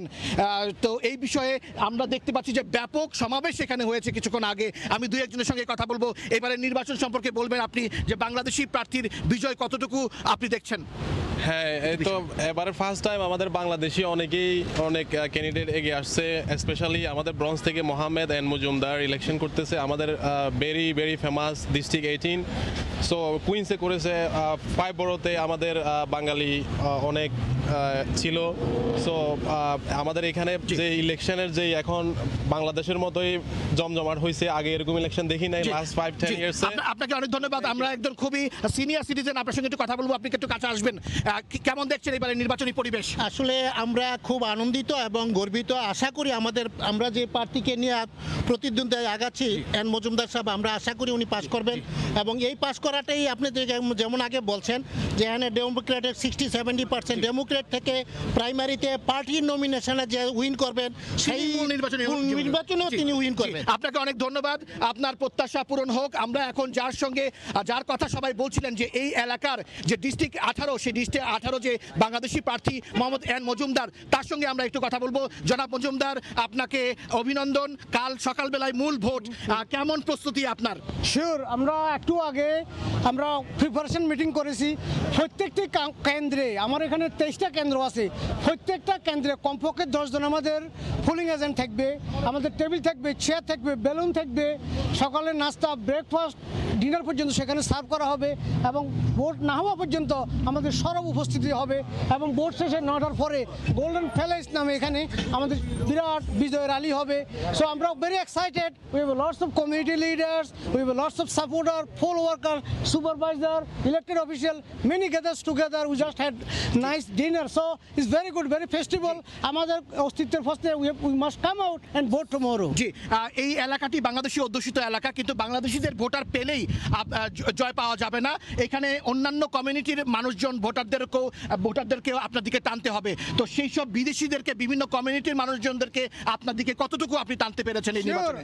এই কমিউনিটিতে আমি লাস্ট 13 ইয়ার এই স্থানীয় বোর্ডের চেয়ারম্যান হিসেবে দায়িত্ব পালন করেছি। এছাড়া এখানে আমার সাথে আছে এরিক স্টিভেনসন, অ্যাসেম্বলি মেম্বার, আমার ফিল্ডের চিফ। এছাড়া আমি এই এলাকা 36 ইয়ার আমি জীবনে বেশিরভাগ সময় এখানে থাকি। সো আমার স্ট্রং ফিলিং দ্যাট একটা মেজরিটি। এছাড়া এটা র্যাঙ্ক চয়েস বোর্ড, একটা সেকেন্ড চয়েস হিসাবে আমাকে সমস্ত হিসপ্যানিক কমিউনিটি ভোট দিবে। জি, আপনাকে অসংখ্য ধন্যবাদ জনাব এন মজুমদার। এমদাদ, আপনি শুনছিলেন যে রাত পোহালি নির্বাচন এবং সেই নির্বাচনের টান উত্তেজনা এখন অন্যান্য কমিউনিটির মতো বাংলাদেশিদের মধ্যেও এবং বিভিন্ন জায়গায় কিন্তু এখন উৎসব চলছে, নির্বাচনী পরিবেশ চলছে। কাল সকালেই যারা বেশিরভাগ বাংলাদেশি যেন ভোট কেন্দ্রে যান, ভোট দেন, সেই আহ্বান জানানো হচ্ছে। এই ছিল আমার কাছে যুক্তরাষ্ট্রের নিউ ইয়র্ক সিটি কাউন্সিলের যে নির্বাচন, সেই নির্বাচনের সর্বশেষ। এমদাদ, আপনাকে ধন্যবাদ। হাসানুজ্জামান সাকি, সময় সংবাদ, ব্রঙ্কস, নিউ ইয়র্ক। সাকি, আপনাকেও ধন্যবাদ। যুক্তরাষ্ট্রের নিউ ইয়র্ক থেকে যোগ দিয়েছিলেন সহকর্মী হাসানুজ্জামান সাকি। ভারতে বর্তমানে করোনার সংক্রমণ কমলেও দেশটির নতুন রূপের ভ্যারিয়েন্ট বেড়েছে আশঙ্কা। ডেল্টা প্লাস ধরনের কারণে তৃতীয় ঢেউ দেখা দিতে পারে মাসখানেকের মধ্যেই, এমনটাই বলছেন বিশ্লেষকরা। এরই মধ্যে দেশটিতে বাড়ানো হয়েছে টিকার পরিধি। ভারতে একদিনে 80 লাখের বেশি মানুষ টিকা নিয়েছেন, যা একটি মাইল ফলক। আগামী দিনগুলোতেও এ কার্যক্রম আরও বাড়বে। ভারতে এখন করোনায় আক্রান্তের হার নিম্নমুখী। গড়ে 40,000 মানুষ পুরো ভারতে শনাক্ত হচ্ছেন, আর মৃত্যুর সংখ্যা 800-র ঘরে। বর্তমানে পরিস্থিতি স্বাভাবিকের পথে থাকলেও দেশটির বিভিন্ন রাজ্যে দেখা দিতে শুরু করেছে ডেল্টা প্লাস ভ্যারিয়েন্ট, যা নিয়ে উদ্বেগ বাড়ছে। দেখা দিয়েছে বড় ধরনের তৃতীয় ঢেউয়ের সংখ্যা। এ নিয়ে সতর্ক করেছেন স্বাস্থ্য বিশেষজ্ঞরা। এই ধরনটি কোভিডের অন্যতম ভরসাযোগ্য থেরাপি মনোক্লোনাল ককটেল অ্যান্টিবডির প্রভাবও নষ্ট করে দিতে পারে বলে শঙ্কা তৈরি হয়েছে। নয়াদিল্লির জাতীয় রোগ নিয়ন্ত্রণ কেন্দ্রের পরিচালক ডক্টর সুজিত সিংহ জানান, এরই মধ্যে তামিলনাড়ু, মহারাষ্ট্র, পাঞ্জাব, মধ্যপ্রদেশ সহ বেশ কিছু রাজ্যে ডেল্টা প্লাস সংক্রমণের 15 থেকে 20টি ঘটনা পাওয়া গেছে, যার অন্তত 8টি মহারাষ্ট্রেই। এদিকে আগের ডেল্টা ধরনে আক্রান্ত হয়ে যারা সুস্থ হয়েছেন, তাদের জ্ঞান ও স্মৃতিশক্তি ও আচরণগত সমস্যার সৃষ্টি হচ্ছে। এটি নিয়ে নতুন করে উদ্বেগ বাড়ছে। এরই মধ্যে ভারত জুড়ে বাড়ানো হয়েছে টিকার পরিধি। একদিনে 80 লাখের বেশি মানুষ টিকা পেয়েছেন। আগামীতে এই কার্যক্রম আরও বাড়বে বলে উল্লেখ করেছেন দেশটির মন্ত্রীরা। করোনা ভ্যাকসিনেশন और इसकी रफ्तार भी बढ़ाई जाएगी। প্রধানমন্ত্রী নরেন্দ্র মোদী টুইটারে বলেছেন, কোভিড-19-এর বিরুদ্ধে এখন পর্যন্ত টিকাই শক্তিশালী অস্ত্র। যারা টিকা পেয়েছেন তাদের অভিনন্দন জানান তিনি। সৈয়দ ইফতেখার, সময় সংবাদ। বাড়ির উঠোনে ভেতরে বাইরে শুধু গাছ আর গাছ। দেশি বিদেশি ফুল, ফল আর সবজির সাথে আছে বিরল পাখপাখালিও।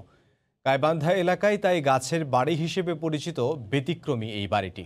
গাইবান্ধা শহরে এই বাড়িটির নাম লোকের মুখে মুখে। আতাউল হক সাগরের ক্যামেরায় গাইবান্ধা থেকে হেদায়েতুল ইসলাম বাবুর রিপোর্ট।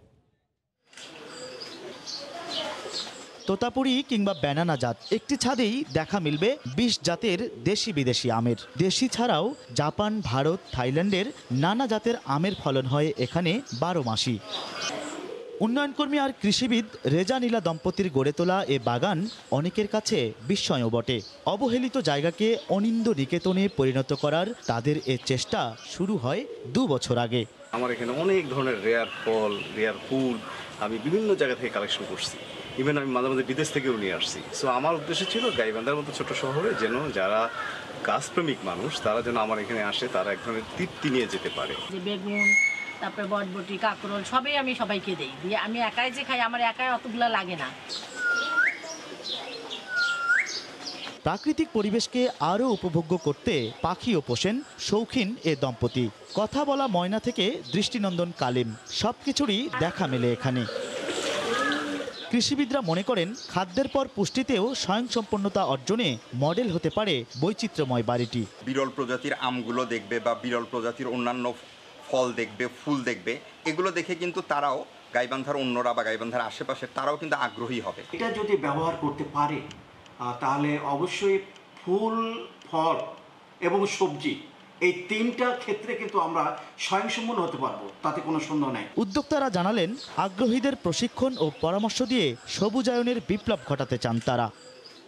হেদায়েতুল ইসলাম বাবু, সময় সংবাদ, গাইবান্ধা। এই ছিল ভোরের সময়, সঙ্গে থাকুন সময়।